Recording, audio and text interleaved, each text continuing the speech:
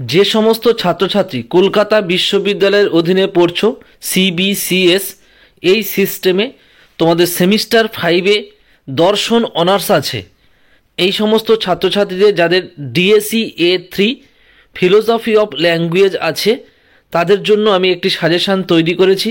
সাজেশানটি আমি তোমাদের স্ক্রিনে শো করছি, প্রত্যেকে দেখে নাও। আশা করি তোমরা প্রত্যেকে এই সাজেশানটি ফলো করলে প্রশ্ন কমন পেয়ে যাবে।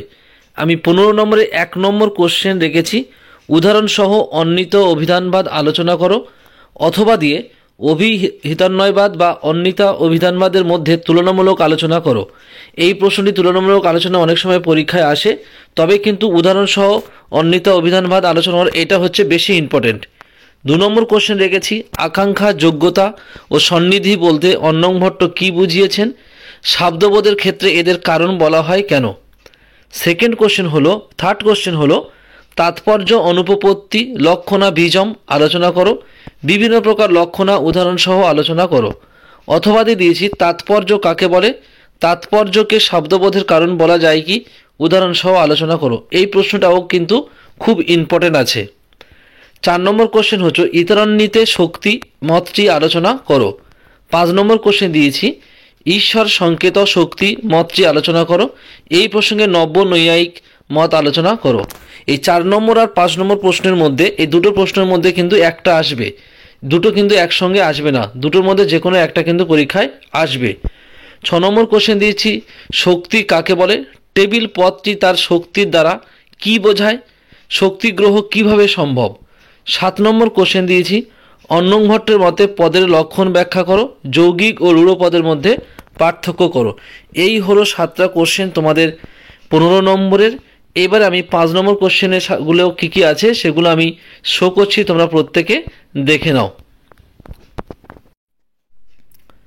ফিলোসফি অফ ল্যাঙ্গুয়েজের 5 নম্বরের যে প্রশ্নগুলো রেখেছি, 1 নম্বর শক্তির স্বরূপ ব্যাখ্যা করো। 2 নম্বর দিয়েছি যৌগিক ও রূঢ় পদের মধ্যে পার্থক্য আলোচনা করো। 3 নম্বর দিয়েছি জাতি শক্তিবাদ আলোচনা করো। 4 নম্বর দিয়েছি অভিহিতান্বয়বাদ আলোচনা করো। 5 নম্বর দিয়েছি তাৎপর্য জ্ঞান শব্দবোধের কারণ বলা যায় কি আলোচনা করো। 6 নম্বর দিয়েছি ঘট শব্দটি তার শক্তির দ্বারা কাকে বোঝায়, ন্যায় মত অনুসারে ব্যাখ্যা করো। 7 নম্বর দিয়েছি যৌগিক রূঢ়পদ কাকে বলে, উদাহরণসহ আলোচনা করো। 8 নম্বর দিয়েছি বৃদ্ধ ব্যবহারের দ্বারা কিভাবে শক্তিগ্রহ হয় ব্যাখ্যা করো। জহদ লক্ষণ ও অজহদ লক্ষণের মধ্যে পার্থক্য লেখো। 10 নম্বর দিয়েছি অন্নং ভট্টের মতে পদের লক্ষণ ব্যাখ্যা করো।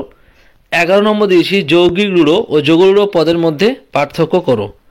12 নম্বর দিয়েছি শক্তি ও লক্ষণের মধ্যে পার্থক্য করো। 13 নম্বর দিয়েছি অন্নং ভট্ট দীপিকাতে শক্তির লক্ষণের পরিবর্তন করেছেন কেন তা আলোচনা করো। এই হলো মোট 13টি প্রশ্ন তোমাদের 5 নম্বরে। এই প্রশ্নগুলো তোমাদের কিন্তু করতে হবে। এই প্রশ্নগুলো করলে তাহলে কিন্তু তোমাদের প্রত্যেকেই পরীক্ষায় প্রত্যেকটা প্রশ্ন কিন্তু কমন পেয়ে যাবে। আর ভিডিওটি তাহলে এই পর্যন্ত, তাহলে তোমরা প্রত্যেকে দেখে নিলে। আর এই ভিডিওটি তোমরা বন্ধুদের মধ্যে বেশি বেশি করে শেয়ার করবে, যাতে প্রত্যেকে এই সাজেশনটি দেখে উপকৃত হয়।